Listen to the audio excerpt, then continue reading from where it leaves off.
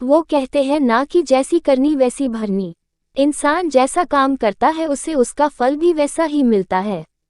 अगर आपने अच्छे कर्म किए होंगे तो आपको उसका अच्छा फल मिलेगा, और आपने बुरे कर्म किए होंगे तो आपको उसका बुरा फल मिलेगा।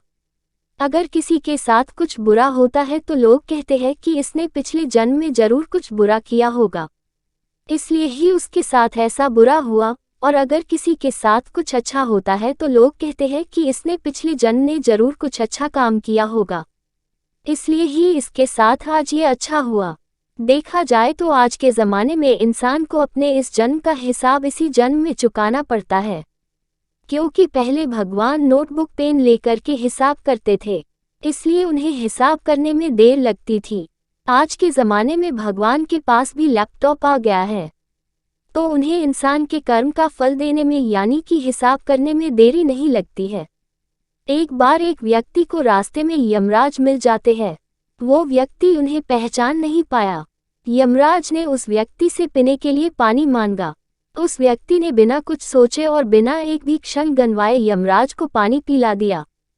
पानी पीने के बाद यमराज ने उस व्यक्ति को बता दिया कि वो उसके प्राण लेने के लिए आए हैं, किंतु उस व्यक्ति ने यमराज की प्यास बुझाई है, इसलिए वो उन्हें अपनी किस्मत बदलने का एक मौका देते हैं। इतना बोलने के बाद यमराज ने उस व्यक्ति के हाथ में एक डायरी दे दी और उस व्यक्ति से कहा कि तुम्हारे पास 10 मिनट का समय है। इस डायरी में तुम जो भी लिखोगे वही सच में हो जाएगा, लेकिन ध्यान रखना कि तुम्हारे पास केवल 10 मिनट ही है। उस व्यक्ति ने डायरी खोलकर देखा कि पहले ही पेज पर लिखा था कि उसके दोस्त को लॉटरी निकलने वाली है और वो करोड़पति बनने वाला है। वो व्यक्ति ने वहां लिख दिया कि उसके दोस्त को लॉटरी न निकले।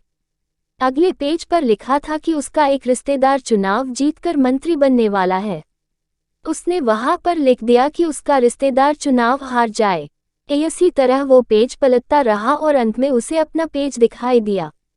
जैसे ही उसने कुछ लिखने के लिए अपना पेन उठाया कि यमराज ने उस व्यक्ति के हाथ में से डायरी वापस ले ली और कहा कि वत्स, तुम्हारे 10 मिनट अब खत्म हो गए हैं, अब कुछ भी नहीं हो सकता है।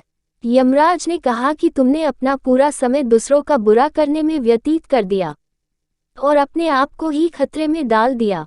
अब तो तुम्हारा अंत निश्चित है। अब तुम्हें कोई नहीं बचा सकता, क्योंकि तुम अपने आप को ही नहीं बचा पाए।